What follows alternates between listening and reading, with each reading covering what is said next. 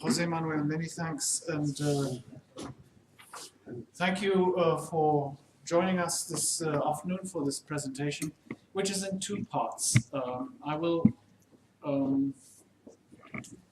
explain three projects that we've done recently in our office, and I will offer you some reflections on the current state, not just of architecture, but basically of architecture that we are finding ourselves in on the edge of the world. And while there are these critical conditions, of course, we still persevere as architects. So I will talk about three recent projects and some reflections. The three recent projects involve a museum competition that Pachi Mangado and some others have entered. Pachi in the second phase and our office in the first phase. In the first phase there were 440 entries. We were one of them and we were eliminated in the first round. Well, I'm going to show you the work that we did for a former factory together with my former London partner, John Southall, and I will show you some of the work that we've done in terms of research on a building designed by Eileen Gray in 1926 to 29, E1027. But I will begin with this competition, which is in the Cultural Forum in Berlin, a location that is one of the most difficult urban and architectural design questions, how to add in the middle of this space a museum of 25,000 square meters. Ideally, of course, everybody has got used to this open space, and so when the results were presented, many of the members of the jury and members of the public were shocked by the size of the volume. Anyhow, so what you have on the extreme right is the first building that was on site, the concert hall by Hans Charon, completed in 1963. And on the left side, Mies van der Rohe's New National Gallery, completed in 1968. To be very straightforward, our concept was to say, okay, because this new museum had to be an extension of the New National Gallery, you know, the New National Gallery has a very small volume, and the new museum is 4 times the volume. How can you add as an extension to a small building? Well, the competition requirement said that you have to have a tunnel. You have to have a tunnel connection that doesn't show on this image. But you can see that the long horizontal line is the ground plane, and then there's a tunnel connection. Half the exhibition galleries are below ground, and the other half are above ground. And we said what we wanted to achieve was a clear datum that the ceiling of the New National Gallery is also the ceiling of the underside of the other part of the exhibition gallery, and that we would have a very tall public space, glazed, that would be open to view, and that we would contain in the upper levels and the lower levels very clear, simple exhibition galleries that we would try and organize this linear connection that was given in terms of the underground connection, so that you would have a staircase system of the new building that is on axis of the tunnel. And we said that given the site, that this rectangular area between the New National Gallery and the music buildings, we would try and open up this building to the surroundings, and we would try and populate the space with smaller volumes. So this is one of the earlier studies. I'm not sure why the image quality is, maybe I need to maybe I need to change.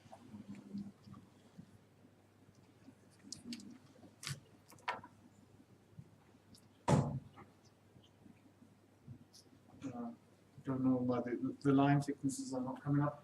Anyway, what you see is the proposal to have this stretched volume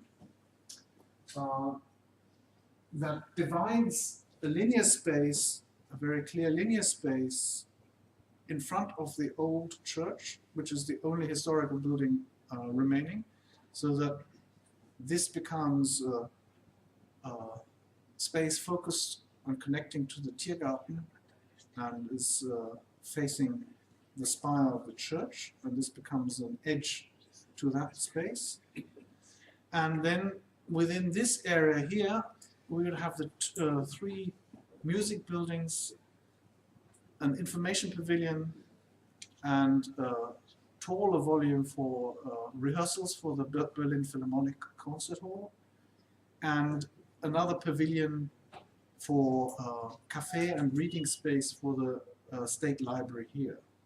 So that the idea that Sharon developed of a valley that would have smaller buildings in relation to the taller buildings would be completed at that level. And so, well, let me just continue on this side. What you see here is the linear section, east-west connection, which shows you the height of our proposal, which was quite tall, but it's not as tall as the magazine of the State Library, and it is quite tall, and it would obscure, of course, the spire of the church. Here's the north-south section, which shows you the tunnel connection and the upper galleries and the lower galleries, and this big foyer space. And the proposal to use bronze as a material that relates the golden facade of the music buildings to the steel facade of the Mies building. And here the floor plans showing that at ground level you have a very clear space that goes all the way through as this public space, where at ground level you have this very large glazed foyer. On an upper level, on the upper level here there would be a platform that is the same level as the new National Gallery, used primarily just as a restaurant. And then on the upper level, you begin to have these gallery spaces that are, again, very simple, straightforward, linear spaces with large staircase and elevators on the side. And then below, oh, I don't know why they are on. Well, this is a view of the model. And so here below, also in the basement, you would have very clear two bays of gallery spaces with the circulation on the side and the technical and storage facilities. And on the intermediate underground level, you would have, again, the two bays of gallery spaces, always the same two bays, with the administration on the side and the courtyard, a sunken courtyard that is obviously related to the sculpture courtyard of the Mies new National Gallery. Here are some of the sketches that I made during the competition, and the kind of studying the structural system, studying the cladding system, and these are some of the views of the competition model. So it owes a lot to this South American idea of very large structural systems that give you a clear open space below, obviously inspired by people like Lina Bobardi and others. But it was eliminated, we believe, principally because it was considered to be too tall. So I can understand that in hindsight. Spreehalle. There's a project we are doing with a London practice. My former London partner, John Southall, asked us to collaborate. So we were just looking at a project here near the Tiergarten, and this is in the far southeastern corner of Berlin. It's in an area that is divided between what used to be the AEG factory in the southeast of Berlin, designed by Behrens and other people, on the one side next to the river Spree, and housing for the workers on the other side of the main street. And it's one of the smaller factory buildings here. It was bought by a Canadian musician who fell in love with this part of Berlin and who wanted to repeat what he had already done in Canada. This is one of the really fantastic industrial buildings that was designed by Peter Behrens. And this is the kind of atmosphere that you get on the inside of these interiors. The building that we were looking at right at the beginning was this one of the smallest of all these fantastic beige bricked buildings. And it was really in a very sad state. This here, the West Wing, is an addition by the East Germans of the 1960s or 70s. This is originally 1900s, and then there is another addition. It's a very modest building. As you can see, it was falling apart. And our structural engineer said, when we met on site, he said, because the client wanted to maintain this part of the building, he had a kind of romantic relationship with the East Germans. Our structural engineer said, it's not worth it, knock it down, get rid of it. But we have maintained it. And this is a view of the interior, really very strange structure, a very poor brick wall and enormous concrete beams. Doesn't really go together logically.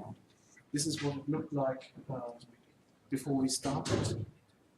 And this is some of the things that were produced. They produced valves, radios, cameras, televisions over the course of the last 50 years. But all of that has now stopped, and it's the whole area, which was part of the electronics and electrical production of Berlin, is now being reused for other things, particularly creative industries. So this is the building that we were confronting, and the idea was to convert this into ateliers for artists.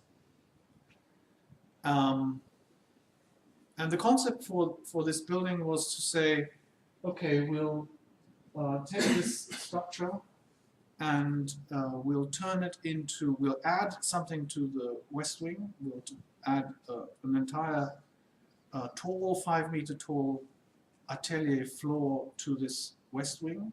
We'll replace the eastern part, and we will subdivide this linear factory into 4 units so that there's a new courtyard that allows different kinds of access to these units. So these used to be continuous.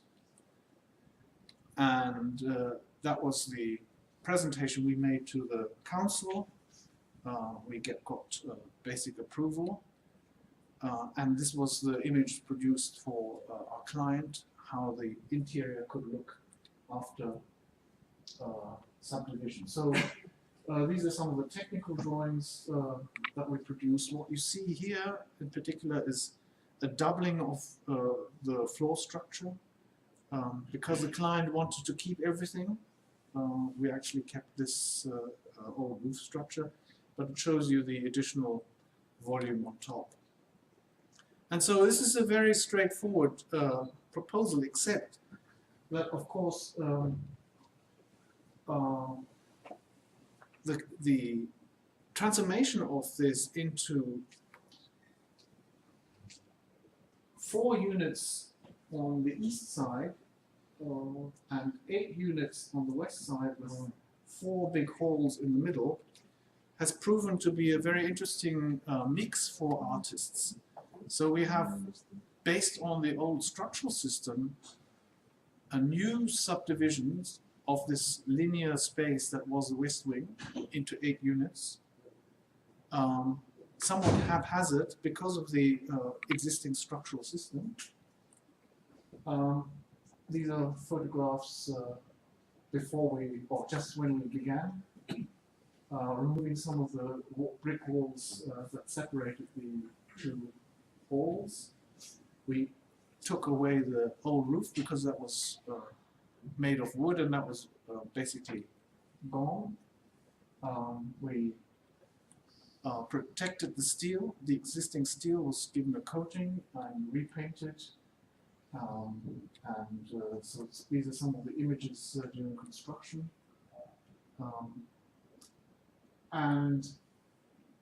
The steel was repainted, and what you see here is the roof system reinstated.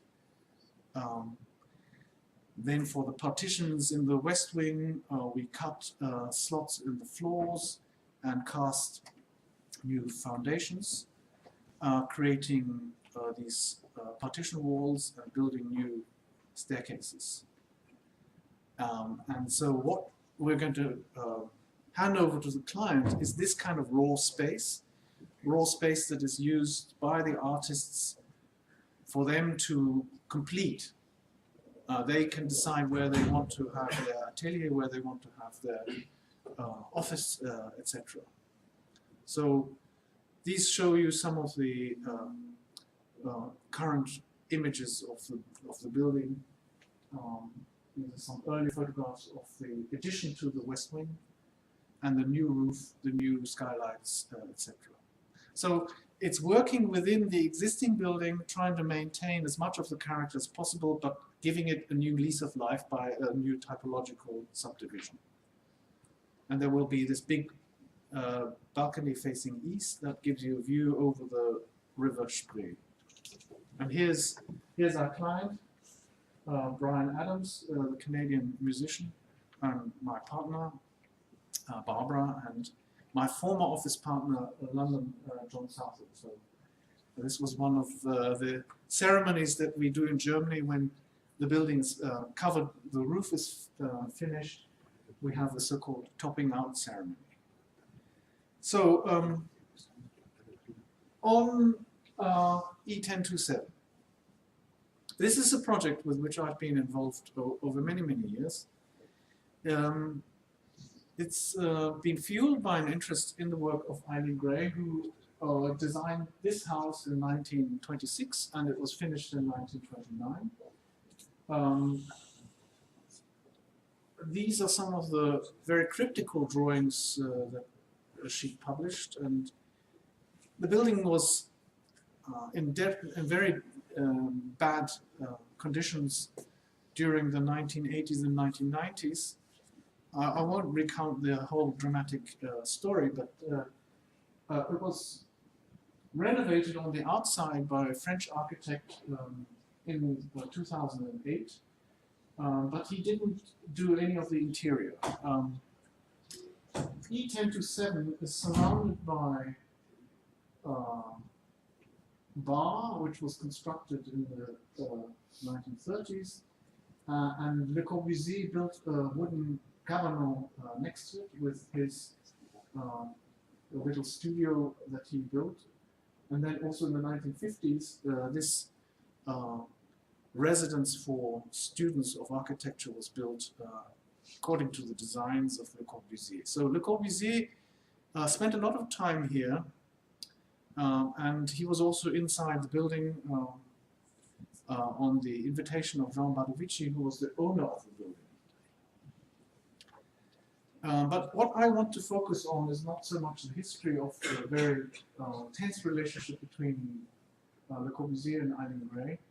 I want to focus on the total work of art, which is this house, designed by Eileen Gray, and how she developed an architectural language that involved a neoplasticist idea of composing with all sorts of elements, whether it's furniture, tiling, carpets, paint, or maps and things like that, to create a neoplasticist environment at a level of the detail. We were involved, or I was involved in a research project with the French government for a couple of years, and I proposed to make certain kinds of corrections to the reconstructions that had been done by others, which were wrong, very clearly wrong. This is, for instance, a reading rotating reading table that was constructed in 2010. And you can see what it looks like here. This is far from the original. The original you see in this photograph. And there are drawings actually by Eileen Gray that show how it was detailed. And we, in our office, redrew these details and had this object reproduced. But the French colleagues said it looked too perfect, so this object is now in my apartment. At my university in Texas, we are going to reconstruct this master bedroom. We're going to make a plasterboard interior, and we're going to install in this the different pieces of furniture that we have reconstructed.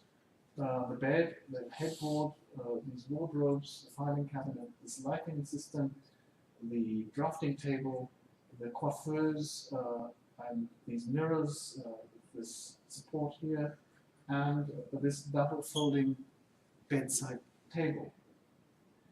You don't understand Eileen Gray's work without understanding it in relation to the color scheme and the furnishings. And so it's of course a big problem if conservation architect is unable to complete the interior as well. Very important is Eileen Gray's concept of a spatial plasticism. For instance, in this diagram that she drew, she says this kind of space division is more useful than a simple rectangle, because you can have zones that you can use for different purposes, such areas here, or that you can delay entrance into the space. And so she used the schema to compose this and to have a door into a working area, into a study area. This is the bed proper. This is an area for changing and washing. And so you actually achieve a space that is more useful. These are the black and white photographs of the time. And this is what it looks like today. And of course, Eileen Gray, who took this image here, chose a particular eye level to make the space look bigger.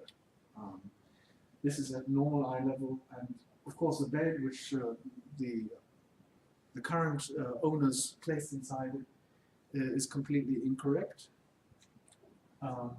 This shows you the zone for washing and for changing, and that's the zone for studying. And we were looking at a number of things for which there are no drawings. We studied, amongst other things, this drafting table.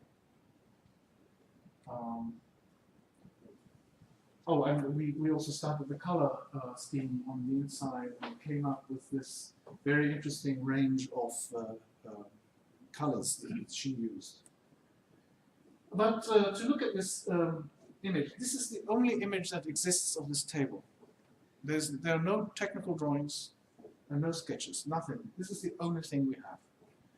And we wanted to reconstruct it, and a student in my seminar looked at this and tried different options. He was looking at the mechanism that would allow the tabletop to move and for the central portion to arise.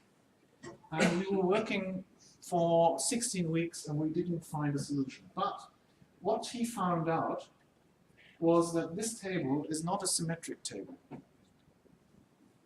He came to the conclusion that it's an asymmetric worktop.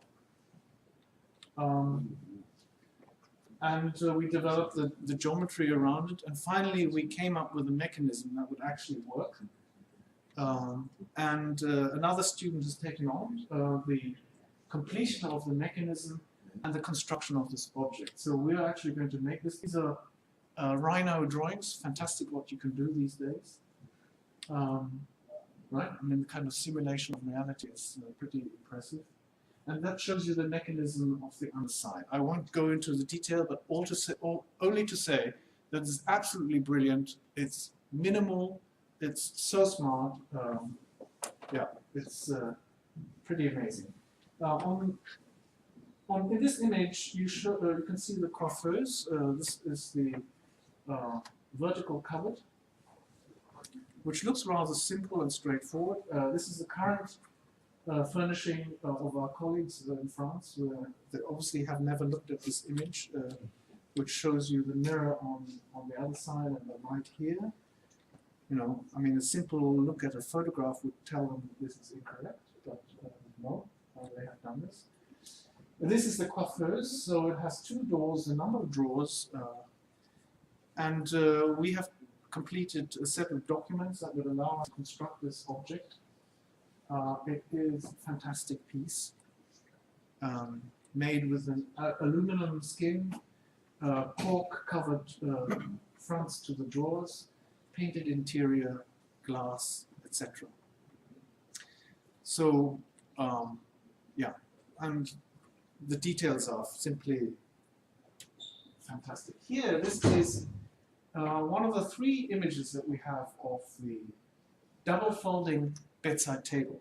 Now, what does double folding mean? It means that this element here rotates around this disc, right? And here there is a hinge that if you lift this up, the whole thing can flip down, right? So it rotates around like that, and then it flips down like this. And again, a student in my seminar looked at some of these elements and studied the mechanisms and the geometry. And this thing is everything it has to be. It is the shape it has to be. It does the things that it needs to do. And it's an absolutely minimal, and yet it's expressive of its purpose. So, for example, there is this groove here that fits against this part so that it actually stops against the fixed element of this table. This mechanism here is a double hinge joint that works like this here. Anyway, it took us, I think, altogether half a year to resolve this piece. But now I think we're pretty certain that it works. And I resigned from the scientific committee in Roquebrune from this team because our French colleagues would maintain certain things that were clearly incorrect, and he would not share any information, being kind of a very protective scholar. But I think he has made a misinterpretation of this piece, but we will see. So anyway, so this is an interesting project, and you know, with these three works, you can see that we're involved in thinking about at the urban level down to the detail. But now let me give you some reflections and why I think we are at the edge of things. I think that there are 4 major issues that we need to deal with. Climate change, we need to plan for growth, both top-down and bottom-up. We need to face how digital culture is influencing us. And finally, we need to think about the future of the profession. But let me begin with climate change. I'm of the opinion that it will happen and that it will be worse than forecast, and that the effects will be devastating, and that there will be destruction and migration and deaths.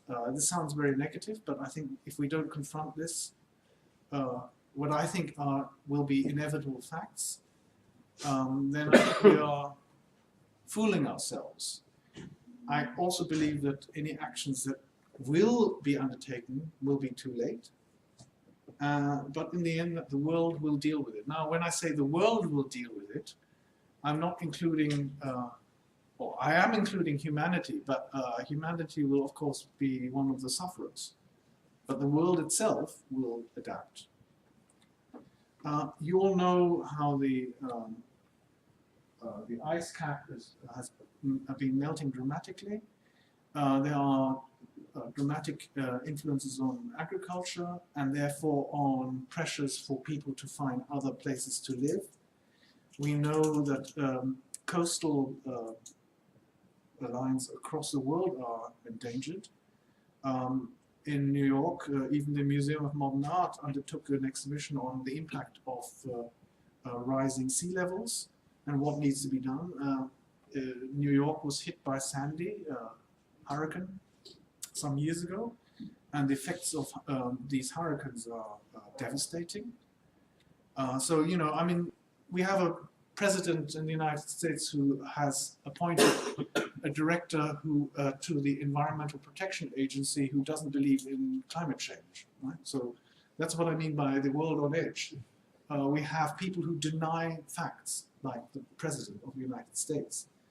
In Britain, you see the endangered areas in the London region, right? It's quite extensive.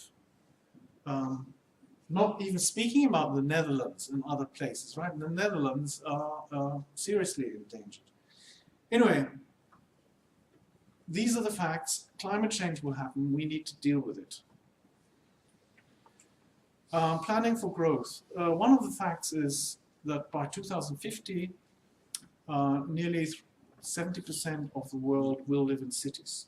The question is, in which way will this kind of settlement strategy take place? And what is the role of architecture? And I think that this is where I think we as architects have a lot to contribute. And I believe that we need to involve both ourselves as a profession, as well as the politicians. So we need both the top-down, but we also need to involve the general public. So we need to do a lot more to explain what the options are. And I believe it's the only way, planning is the only way we can achieve any form of equity. If we do not plan, if we allow things to happen on their own, we will have increasing strife. We need to have interdisciplinary teams, of course. And most importantly, we need to have visions, images, supported by research, supported by facts, that convince people and politicians that these are the options, and out of these options we make selections, informed selections. Now, top-down, we need to address the facts of these sporadic developments, informal developments. Do we accept that this kind of growth should continue? People coming from Latin America know exactly what this looks like, but it's also true in Southeast Asia and Manila. This is the Philippines. It's no better. We have the problem in the United States. This is Phoenix, Arizona. Just as a reminder, this is the growth pattern of Phoenix, Arizona. This is Phoenix 1900. The blue is the Phoenix of 2000, and the yellow is Phoenix of 2010. Right? So Phoenix is growing at a cancerous rate. Right? How can we allow this kind of sprawl to continue? And of course, in the United States, anybody who says suburban development must stop will be shot immediately. Right? So there's no chance we can convince the United States people, because that's the whole idea of the American dream is based on this potential to have, you know, your 3 cars, your nuclear family, and your Mac mansion. This shows you the change in population. Blue in Phoenix is where growth of population has happened. Red is where population has declined. Right? So, you know, this is a completely crazy thing. People are abandoning the center and they're moving further out. And what that means is that they are traveling more and longer. Right? Isn't that, I mean, it's a completely crazy idea. But Phoenix is like Atlanta, like Austin, like many other cities in the United States, is a kind of a paradigm. This is not an image of, you know, a city at a high level in the clouds. This is Beijing with smog. Right? And so growth, industrial growth, causing unacceptable levels of smog, you know, in China is a big debate. This is another issue of planning, that somehow we need to control this kind of thing, which has already been stopped in some other places, because factories, production areas have been moved to places like China.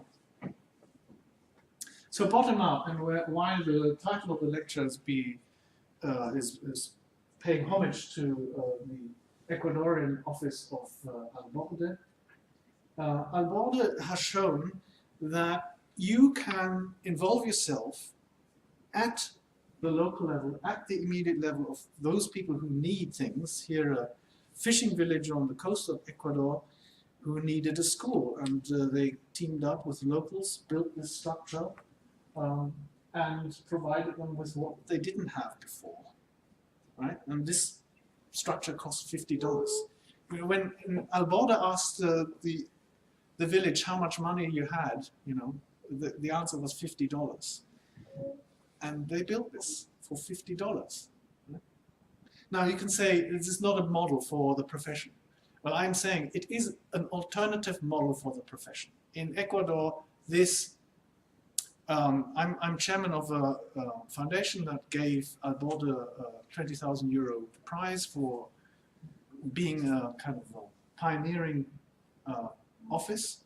It caused enormous debate in Ecuador. Some of my colleagues in Ecuador said, "You're giving completely the wrong signal to the profession. This is, you know, they're completely irresponsible because, you know, they're not really taking care of the seismic issues and all those kinds of things. How can you elevate these people into any form of, you know, prize winners?"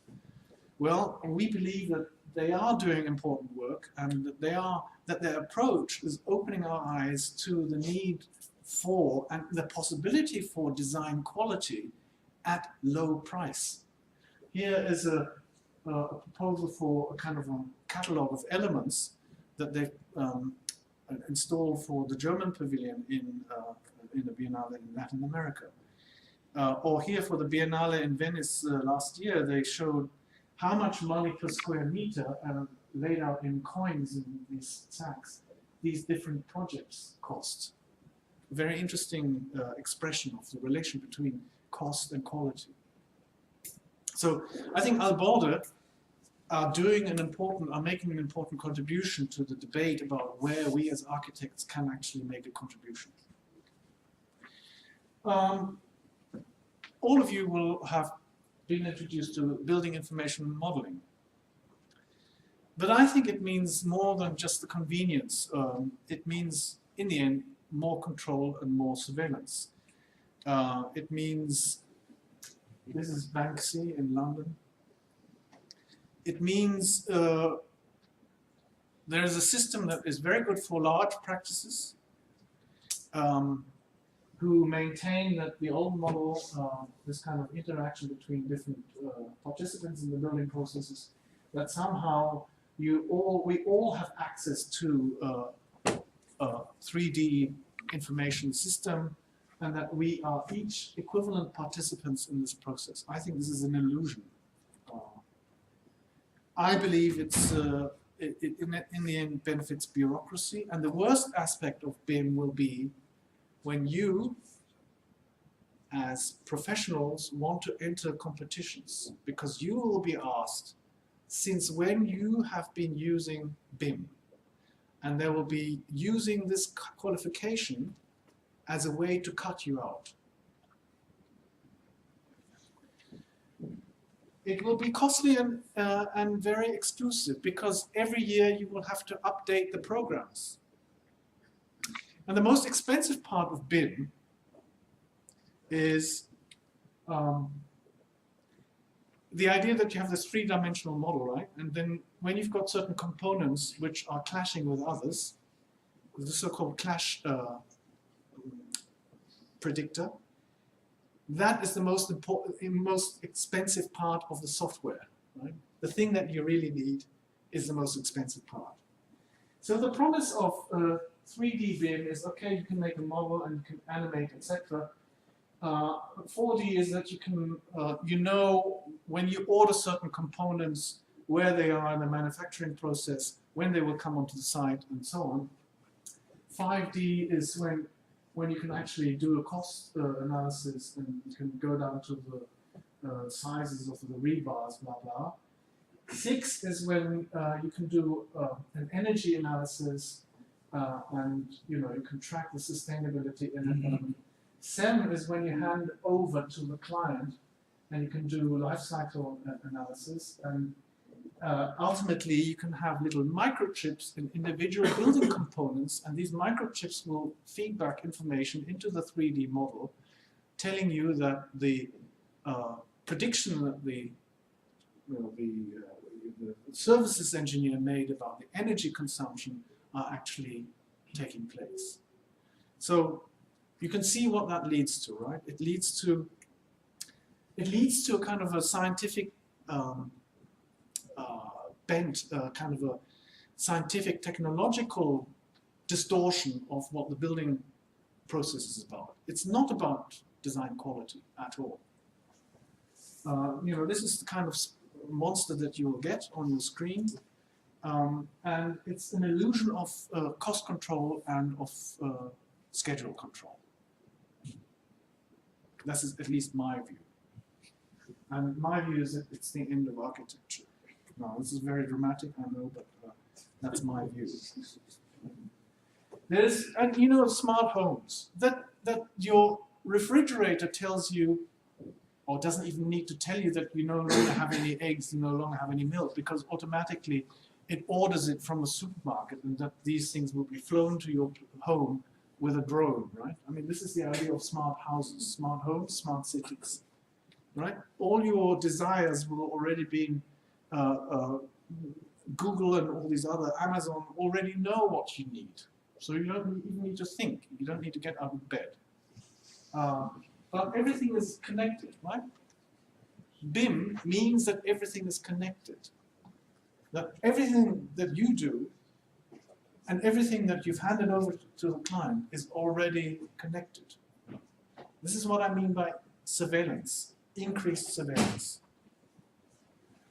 Welcome to the digital world, or digitocracy, as I call it. And finally, something maybe less, even less positive, is the future of the profession, which is lacking solidarity. Everybody, all these guys are fighting for themselves.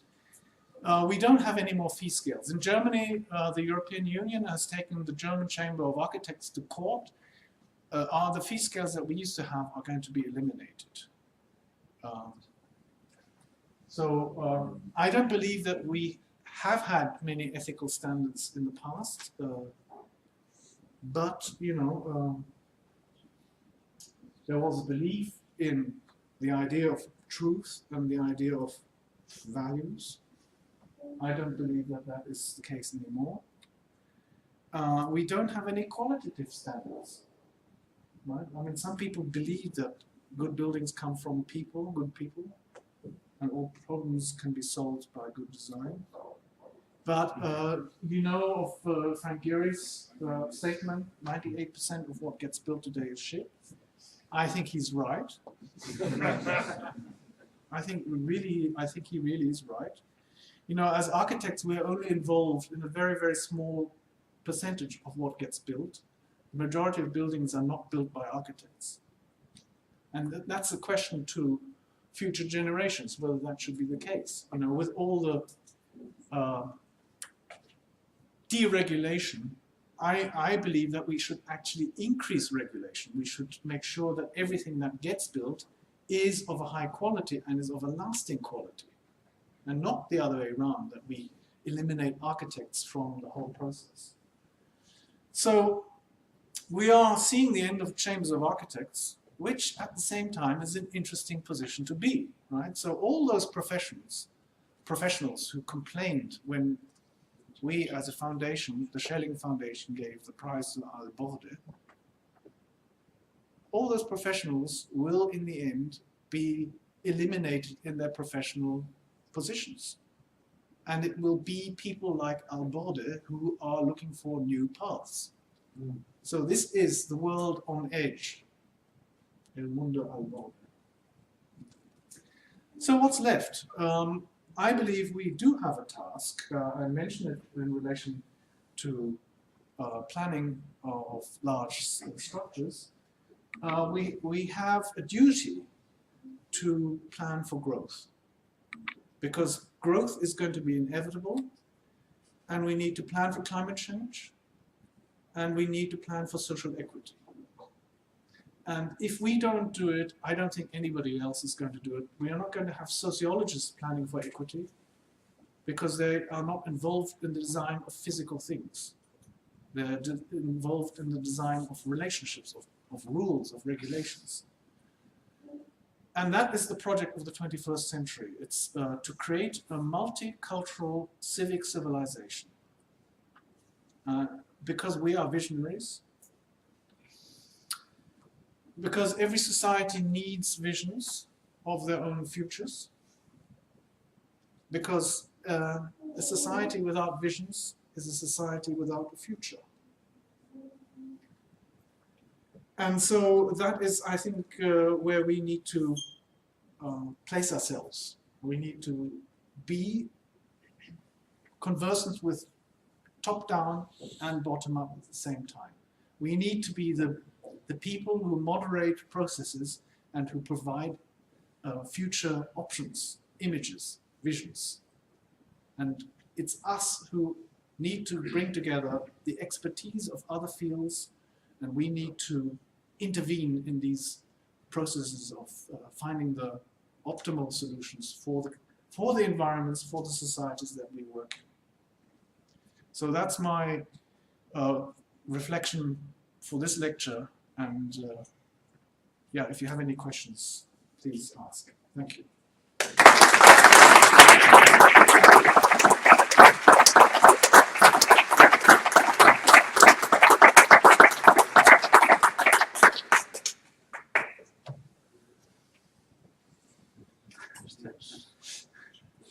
It's too much for you.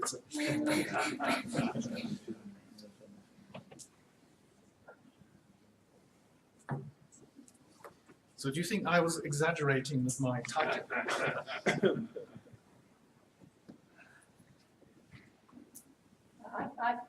I found the talk fantastically inspiring and very timely, and it rang lots of alarm bells that I hear ringing all over the world, and I just want to thank you. I loved the collision of decaying buildings in Berlin with big ideas. I think it's great that architects demand that you look at this scale of action. I was thinking about how you would change education to look at this idea that maybe architects have spatial intelligence and we're strategic thinkers, but how do we still be called architects and still have that kind of duty, but on these different scales? Well,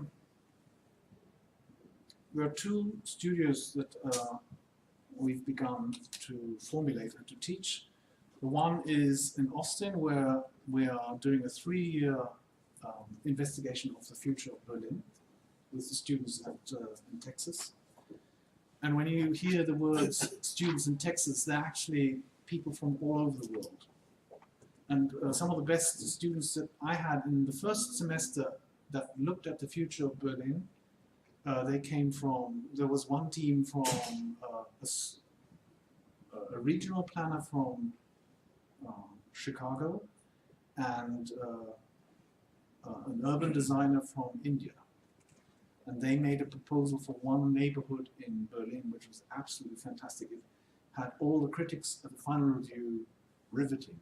You know, they were just all full of compliments and so on, because they had understood the complexity of the issue from the sociological to the demographic to the physical, and made proposals that were really quite inspiring. So I think it's possible, if one has the ambition as a teacher to say, you know, these are the issues that we need to confront, and what are the best ways of confronting them?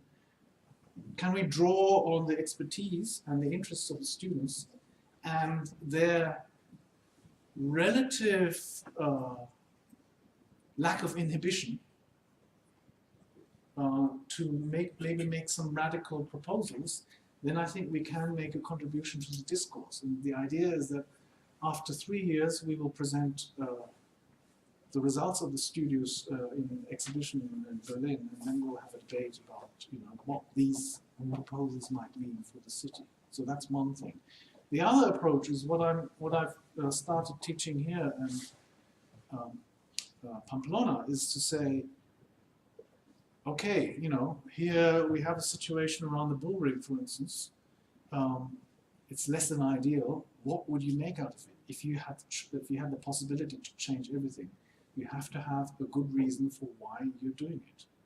And so the good reason is the definition of what that idea is, that underlying idea, in order to convince others, including politicians and the general public, that what you're doing or what you're proposing is actually substantive, is based on an understanding of what bullfighting means, bull ring means to the city of Pamplona, and why what you're proposing is actually an improvement and kind of a heightening of the kind of cultural significance of this place. So it is not, these studios that have been developed, these two, I think are about demanding from students that they become more creative in kind of conceptual terms, but also more willing to investigate these things finally down to the detail, because in the detail, in the materialization and the atmospheric creation is where the public will be convinced. You know, when you have a perspective that shows you before and after, and a normal person can understand that, that's, I think, where we have the ability to convince people. You know, you can be Peter Eisman and talk about, Deleuze and blah, blah, and this and that, and you can sort of, you know, float around and pretend that you are in control. Peter Eisman has no control of detailing, we know that, right? So inevitably what he does is a disaster, because he intellectualizes things without kind of a substance. At the other end of the scale, we can't just do, you know, a cosmetic alteration with saying, you know, oh, well, you know, these pavement slabs have to be altered because they're just worn. There is no spiritual and of intellectual force behind it that gathers everybody around it, because, you know, you need this kind of socio-cultural goal that everybody can share in. And so I think architects are well placed to be in this position to understand the sociocultural issues and to reply and to propose things to the general public that embrace all of these issues and values in concise images, concise statements that obviously are backed up with details and construction drawings and so on. But the perspective, I still believe, is the most important tool that we have, or if we can afford it, you know, three-dimensional video simulation that we have in order to convince people what we're doing.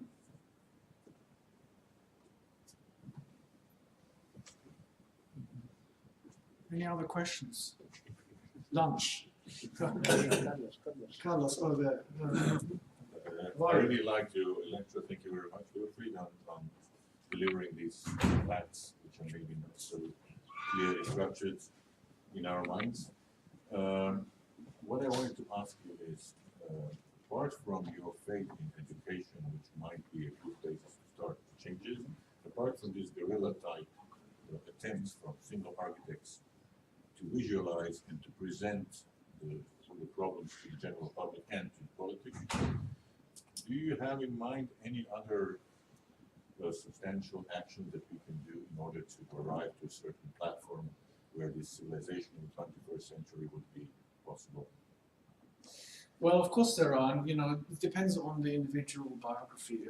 In Berlin, there is this colleague, Didier Francis Quéré, who is actually born in Burkina Faso and who has established a relationship of collecting money in Germany and building schools in his hometown.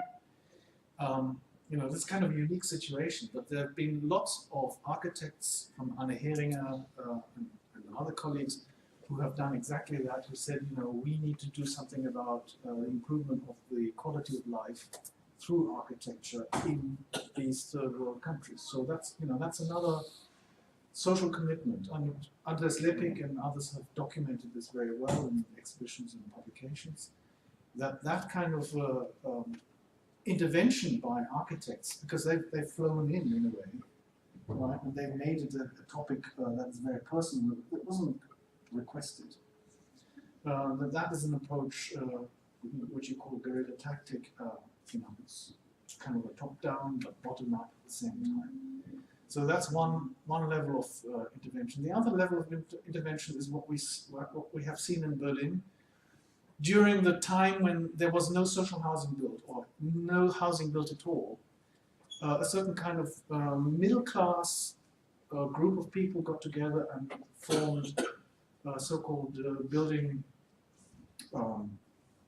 groups, Baugruppen.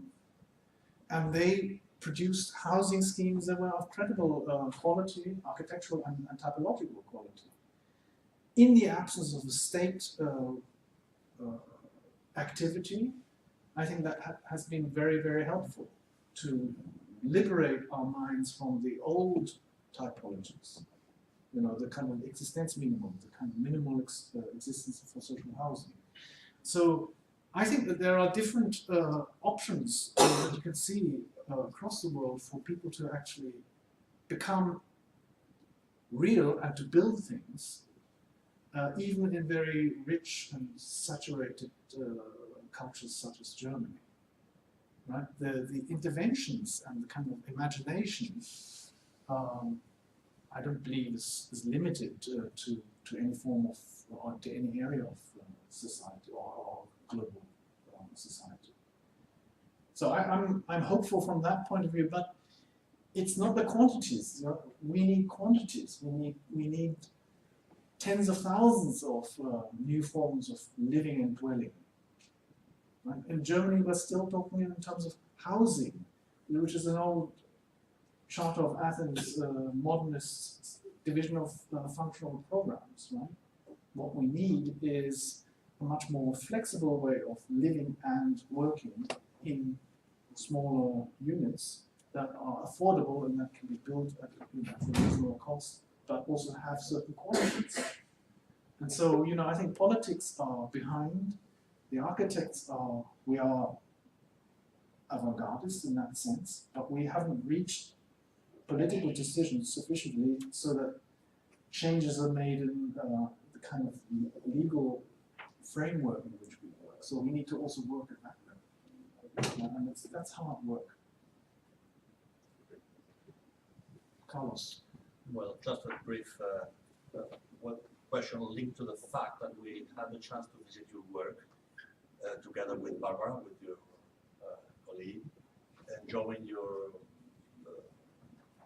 work in Berlin for the artists. And of course, I enjoyed very much, and also the students. And I think that there's a point there that, for my guess, that is almost not designed, but it is there. I mean, it's very much designed, but it doesn't show, it doesn't want to show the design. That's what I really appreciate. And I don't know if you can go a little further at this point of the, let's say, not the absence of the architect, because obviously it's there, but the idea to avoid, in a way, the omnipresence of the architect. Now, how is your approach in this situation that we have to deal with many people around? Yeah, I think it's a very good question, because I think in a culture that is so much dependent on the celebration of visuals and of styles, if you like, the absence of something that is maybe in the foreground is evident of the presence of the architect. That attitude goes back to the teachings, not teachings, but to the dictum by Hermann Czech, Viennese architect, who said that architecture is background, and everything that is not background is not architecture. And that's to say, and Josef Franke was another Viennese architect who lived in Sweden. He was interested in architecture being the container for life. And I believe that the protagonists are the people. And architecture is not the protagonist. That's a fundamental difference. But in a culture that is so dependent on two-dimensional reproductions in the media, we fall prey to the kind of enticing image, right? And the iconic power of architecture takes over. So, you know, we have this basic dilemma, realizing that, of course, we can't produce ever more and more and more difference, because there's a limit to difference. At the same time, you know, what is the essence of architecture? So on the one hand, we have people who still adhere to this Bauhaus idea of the essential, of the minimal, and so on. And all they're doing is the focusing on the minimal. So John Pawson, who is one of the major exponents of the minimal architecture, designs interiors where the owners aren't allowed to have anything on furniture, right? It has to be no newspapers, no books, no no clothes. Everything has to be in cupboards, and children aren't allowed around, and no toys of children. That's a form of terrorism, right? It's kind of an aesthetic terrorism that prevents people from leading normal lives. And Hermann Czech and Josef Franke, in this tradition to which we count ourselves, we say, no, architecture can be a precise frame, it should be a precise background, and it should only answer when it is asked. So, and that is a fundamental difference between our approach and, say, the approach of the media stars. The media stars are doing all sorts of pirouettes and so on, and because they need attention, and we're not at all interested in that. We're interested in designing environments that suit the users like a glove, right? Comfortable, but reticent, and obviously it needs to be well made so that the glove can last for many, many, many years, aesthetically as well as physically. So that's the kind of thing. Okay. Thank Thank you very much.